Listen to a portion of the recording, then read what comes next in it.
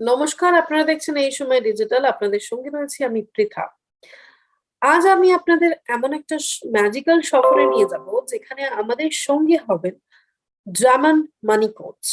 হ্যাঁ, বিশ্ববিখ্যাত ব্রিটিশ জাদুকর আজ আমাদের সঙ্গী। এই সময় ডিজিটালের আড্ডায় স্বাগত জানাই ড্রামন্ড মানি-কোটস অর্থাৎ DMC K. Tell me, what is magic? It is a science, art, trick, or reality? Magic can be many things. And I always say it's rather like love, that magic can mean all things to all people. It can mean many different things to many different people, depending on where you're from or your age or your experience of these things. I think magic, in India, I think magic has a much richer definition than it has perhaps in the West. In many parts of the West, if you say to somebody, what is magic? They're going to point you towards a magician, right? Card tricks, card magic, Las Vegas, things like this. Whereas in India, there's a much deeper resonance. There's the mysticism, the mystique, the magic of India, which runs so much deeper. It runs into the human spirit and the mind and the soul. It has many more dimensions to it. So magic, it's hard to define, but I also like to say it's not what magic is, it's what magic does that makes it real. You can't see magic itself, but you can see it existing through the eyes of somebody who's experiencing magic. So it's hard to define, it's not tangible, but you can always see it through somebody. So how challenging is it to make a career of it? Well, I tell you, in COVID, it's been very challenging. So obviously COVID, like many industries, it's been incredibly difficult to give shows.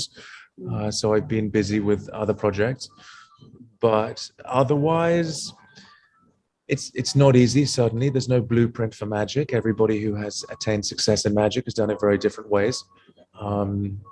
But I've never struggled. I've never, put it this way, I've never thought about anything else. So it's rather like a love story that has its challenges, but I've never even considered doing anything else. And so, from a very young age, I knew that magic would be my life. And so through all the challenges, I've never questioned it.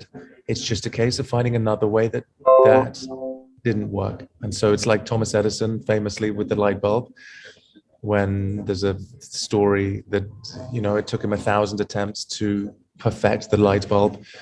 And he said he didn't have 999 failures. He simply had 999 ways that brought him closer to that one perfect light bulb.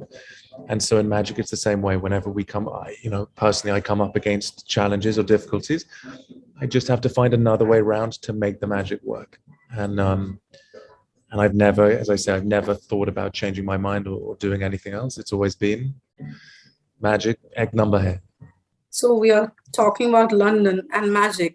So do you like Harry Potter as well? So I read Harry Potter many years ago. My sister is still obsessed with Harry Potter, and I think she still goes to sleep listening to Harry Potter tapes. But I read them. Obviously, it's a very different take on magic, but I think like everybody, I got caught up in them.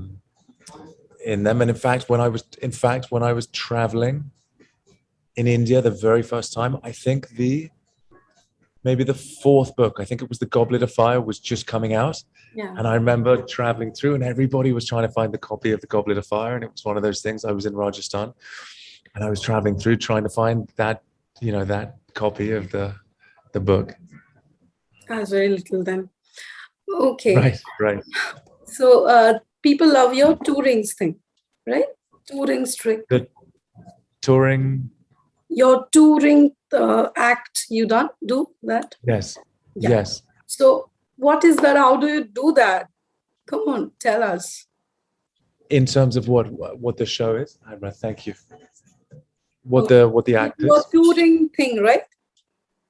Well, yes. So I do. Yeah. I don't do large touring at the moment. That's something we're planning for the future in India. Right now, I'm just doing mostly private shows. So mostly private shows, and then this evening I have this show in the ITC Royal Bengal. So that's a show for about 100 people, and this is mostly mind reading. So when I have a larger audience in India, people seem to be fascinated with the power, the magic of the mind. So what I like to demonstrate is mind reading and what's called mentalism. And so that's what I'm mostly doing this evening. Okay. So, what is your favorite magic trick and why? It's my favorite magic trick now. So obviously I've always loved playing cards. What I created a few years ago was a deck of playing cards, which instead of the usual numbers, it has letters, right? So each card is a different letter, but otherwise it's a normal deck. It's 52 cards, but it just has 52 letters. And of course, with that, you can create much more emotional effects. So instead of shuffling the cards or having you shuffle the cards and have you deal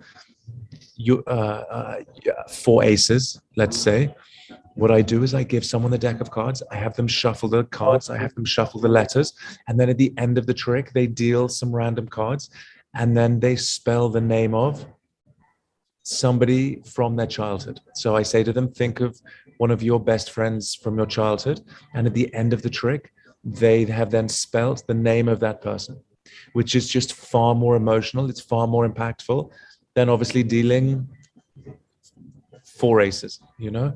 So this deck of cards I use in many different ways. It's called the DMC alphas. It's called the alphas, and it just creates much more emotional magic. And there's been many times when I've done something for somebody and they've almost got tearful. You have tears in their eyes because they're so overcome when they look down and they see the name of their mother or the name of their child or the name of their best friend when they were in their childhood. It's a much more emotional impact. And so that's what I love more than anything. Okay. So, Bengal has a rich culture of magic. Do you know it? Yes, very much. So PC Sorkar was from Calcutta, I believe. I've been here. There's a magic shop I came to, my first trip. When I came to India the very first time when I left school, I went to the magic shop in Calcutta. It was very, very special. And yeah, I've met with many magicians here. In fact, on that first trip, I came to a magic convention. So I came to a meeting of magicians and I spoke to them and we exchanged secrets, we exchanged ideas. So I would show them magic that I had learned from London. They had shown me some Indian methods, some Indian ideas. And I came to understand that, as you say, Jadoo it's a big thing here, big thing. Yeah. So tell me, not a lot of people chooses career to be magician, right? So No. Houdini, Dynamo, you, PC Sarkar, world knows. So why is that? Why do you think? Why people don't choose it? Yeah. I think it's very, professionally to make magic work, it's a very, very difficult, it's a huge challenge. I think there are, many people who love magic, watching magic, practicing magic. I meet many people who have learned a few tricks. But of course, to take it and make it professionally, to be able to support yourself and to continue doing it as your life, it's a very challenging thing. And I meet many magicians who in Mumbai, there's a group of young magicians that I like to meet and I like to help them. And I try to give them as much business advice as possible because, of course, the magic is just one element of making it commercially successful. And I think it's very, very important not to get too caught up in the magic, but to appreciate if you want to be doing magic in 10, 15, 20 years' time, it has to make financial sense. It has to make business sense. So that is something that you need to consider. You need to be aware of the branding. You need to be aware of all elements, the marketing and all of these things. And so I think that is perhaps the most difficult thing, is to have doing what you love, bring in financially enough that it can support you to continue doing this and not to get too caught up in the magic that one day you have to go and get a real job, corporate job. So the the pandemic time, it Yes. created many difficulties in every sectors. So Yeah. how's the magic sector? What is the effect? It's been very challenging. And unfortunately, I've known some magicians who have retired, some magicians who have had to go and change their careers because it's been that challenging. It was illegal to mix with other people. And so, what comes most naturally to us, being in a room full of people or a theater full of people and doing magic like that, it became illegal. I mean, it's just unthinkable a few years ago that it would have been a criminal act to perform magic for a group, even a small group of people. And that's what we were faced with. Like many industries, many industries have suffered terribly through this, and magic is no different. It's been a very tough time. Like I say, for me personally, I wrote a novel which I've been wanting to write for many years. I've been waiting for many years for the right opportunity, and this was one of the silver linings. Was it gave me the focus to really sit down and write the book. I created a card game, so I've created playing cards for magicians for many years. We've sold many tens of thousands of decks of playing cards to magicians, but I wanted to create a card game. So I've created a game called Zilch, which is like a mix between Uno and Scrabble. And that's been very popular this year. It's growing very quickly. So it was just a year to pivot. I think it was a year to try different things and to make the most of everything that we could and try to find the silver linings. And hopefully, as we now, God willing, we come out of this, we can all begin to go back to, life as it used to be, as much as possible. Yeah, let's wish that actually. So a few people are performing magic on YouTube now as well. So Yes. what is your advice to those budding magicians? I think the internet, I think the modern world has brought many new dimensions to many industries that never used to exist, and be that music or comedy or photography or filmmaking. Obviously, YouTube is one outlet. Instagram is one outlet. There are many people who make magic on their iPhones and are incredibly successful at this.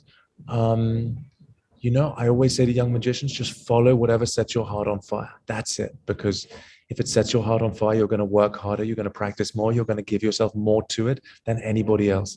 And doing something reluctantly or doing something because you feel like you should do it is never going to get you anywhere in life, because there's going to be someone who's much more hungry, who's going to work twice as hard, 10 times as hard, and you'll be left behind. So I had a mentor. The novel that I wrote in lockdown was very much inspired by this mentor that I had when I was in my early 20s. He was a man called John, who came into my life and mentored me for many. He was this incredible figure, and unfortunately died of cancer when I was 24. But he always said, follow your heart and everything else will just fall into place. Follow the compass of your heart. And that's the advice that I now give people. There's no use going through life reluctantly. There's a beautiful quote by Jim Carrey, the American comedian. He says, you can still fail at something that you hate. So you might as well take a chance on following what you love. And that's the same for me. I could have gone and done a sensible job and still failed. There are many people, I'm sure, in COVID who have lost their jobs, who were doing what they thought were comfortable, safe jobs, and they still got let go, and they still were put out of that job. So, what I say to people, start as early as you can, give yourself as much time as you can. It gets more difficult to change careers the older we get. But if you can give yourself to what you love and work very, very hard and work out a way of having that make money, that's everything. And, it's that idea that if you follow what you love, you'll never work a day in your life. I've never seen magic as a burden or something that I've forced myself to do. It's something that I wake up every day, and I'm so blessed to be able to do it. That when you follow what you love, there's that idea. It's not that you have to do it. It's that you get to do it, that you have the opportunity to do it, that you're grateful for that opportunity. So you did many TV shows. So what Yes. was the experience? So television is very different. And I think for me, the biggest challenge with television is that there are so many people involved, and creatively, not every choice is going to be your choice. And certainly with Netflix, we had a lot of people involved, some creative choices that were not perhaps what I wanted, but it's the nature of the beast. And there are many, many advantages. It's an incredibly challenging thing to do, to make these shows. It's a great privilege to make these shows, and we have, stories that are never told. The making of every magic show is always a show within itself. You know, the setbacks, the challenges, the disasters, the things that we overcome in order to make these things happen. You know, there are movies that can be made behind the scenes in every show that I've made. The incredible problems that the times that you're sat on the floor of a hotel at 4 o'clock in the morning and nothing's working and the prop is broken or something hasn't arrived in time and the venue has fallen through or something disastrous has happened, but we still have to make the magic happen for 9 o'clock in the morning. And so you get 2 hours sleep and I put on a suit and I shave and I walk onto set and we make it happen. You know, magic, when I'm doing close-up magic for people, it's much more predictable. It's a more predictable environment. You have more controllable elements. Magic on television is every day is a new venue. It's a new situation. It's a new trick that's sometimes never been done before. We've never even attempted these things before. You know, you come up with them in a room in Los Angeles. So it's a very, very different thing, but, you know, offers many challenges that I find very stimulating, very exciting. So just a very, very, very different thing that for those who have never made magic on television, it's impossible to understand the challenges that we face, you know? So you're talking about Harry Potter. Do you like the Fantastic Beasts series as well?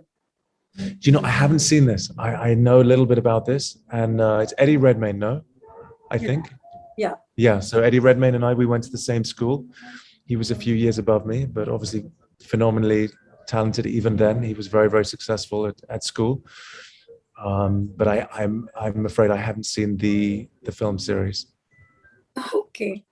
So the last question is, who is your favorite magician? So I have a few magicians. Many of them are not known publicly, but if people enjoy magic, I would recommend that they go to look up Rene Lavand. So Rene and then Lavand. He was an Argentinian magician, very, very talented, very different, very poetic in how he performed. He lost one arm in an accident when he was a child, and he performed all of his magic with one hand. And it's very beautiful, very, very worth seeing. The other man that I adored growing up was a man called Tommy Wonder. Again, incredible magician, very charming, very engaging, very skillful, deeply, deeply skillful. So just two magicians that perhaps if people enjoy magic, worth checking out. And one more, in fact, that I learned from, I was very fortunate to learn from, was a man called Daryl, which is Daryl. He's an American magician, deeply talented. And again, I got to know him before he died. So those are three of my big heroes. And if anybody enjoys magic, as I say, jump onto YouTube and just put in Daryl magician, Tommy Wonder magician, Rene Lavand magician, and you'll see some of their work. Just perhaps not commercially as famous as many of the big names, but unbelievably skillful and certainly big influences for me. That's all. Thanks a lot, Drummond. There you go. Thanks, Preeta. Thank you. Thanks a lot. आपसे मिलकर खुशी हुई.